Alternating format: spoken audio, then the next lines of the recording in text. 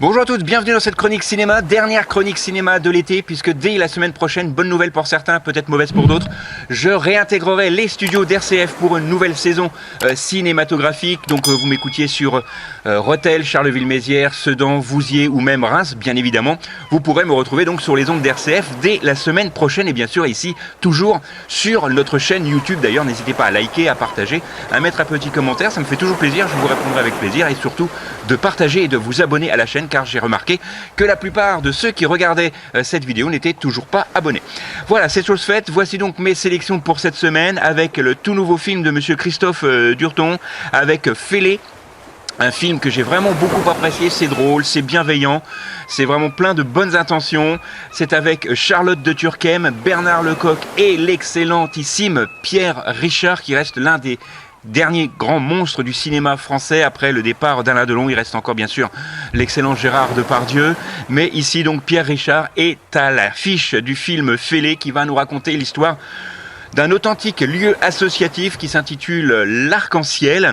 Il se situe à Marmande, il accueille des personnes plus ou moins ordinaires, un peu violentées, un peu exclues de la vie, et ses adhérents sont vraiment très très solidaires entre eux, mais un jour ils vont bien sûr lutter contre les difficultés quotidiennes et malheureusement on menace de les expulser. Un élan de solidarité va donc s'organiser autour de Pierre, le fondateur, pour sauver cette maison d'accueil unique. C'est un film vraiment que je vous conseille parce que ça fait vraiment plaisir de voir ce genre de choses. C'est un peu comme le film Les Vieux Fourneaux avec Eddie Mitchell, hein. Si vous avez un peu aimé ce genre de film, vous retrouverez cet esprit dans le film Fêlé, avec un petit peu d'humour anglais d'ailleurs dans un film français, ça fait vraiment du bien. Ça s'intitule Fêlé, c'est un film avec, je vous l'ai dit, Charlotte de Turckheim, Bernard Lecoq et Pierre Richard, et je vous l'ai dit, le film Fêlé sort cette semaine. Autre sortie, toujours un film français, avec un film beaucoup plus noir, beaucoup plus sombre. Le film s'appelle La nuit se traîne, c'est réalisé par monsieur Michel Blanchard, avec effectivement dans les rôles principaux Jonathan Fletcher, Natacha Krief et Romain Duris dans les rôles principaux. Très sincèrement, j'ai beaucoup de mal avec Romain Duris, avec sa filmographie en tant qu'acteur et réalisateur, mais là, ici, il incarne... Voilà, je ne vais pas vous dire qui il incarne dans le film parce que je n'ai pas envie de spoiler, mais il a un rôle très important. Le film s'appelle, je vous l'ai dit, La nuit se traîne. Il va nous raconter l'histoire d'un jeune étudiant, Madi, qui est serrurier la nuit et étudiant le jour. Il est serrurier la nuit donc justement pour pouvoir payer ses études, et il voit sa vie basculer quand il ouvre la mauvaise porte au mauvais moment. Il devient accidentellement complice d'une affaire de grand banditisme. Il a une nuit pour essayer de prouver qu'il est innocent et il va devoir retrouver la trace de Claire, celle qui l'a trahi, qui a trahi sa confiance. C'est un film vraiment assez noir, assez sombre, mais formidablement bien réalisé, interprété avec une lumière exceptionnelle, même si ça se passe essentiellement la nuit. Le film s'intitule d'ailleurs La nuit se traîne et il sort cette semaine. Autre film, autre sortie, toujours un film français. Décidément, on est chauvin sur cette chaîne YouTube, Les Rendez-vous des spectateurs, avec La prisonnière de Bordeaux. Un film réalisé par Patricia Mazui, avec notamment Isabelle Huppert, Afissa Herzi dans les rôles principaux, et ce duo fonctionne vraiment à merveille. On a d'ailleurs déjà vu ce duo à l'écran dans le film Les gens d'à côté, réalisé par André Téchiné, c'était déjà il y a quelques années, et le film La prisonnière de Bordeaux va nous raconter l'histoire de deux femmes qui n'ont absolument rien au commun, mais qui vont se retrouver comme ça, sans le savoir, à chaque fois qu'ils vont visiter leur mari en prison. De cela va se créer une amitié assez exceptionnelle, assez...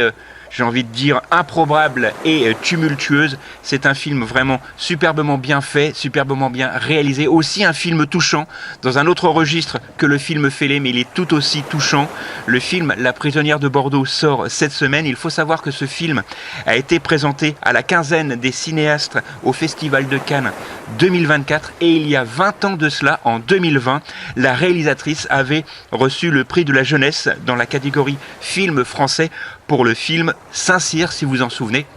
C'est la même réalisatrice qui sort ici cette semaine le film La prisonnière de Bordeaux.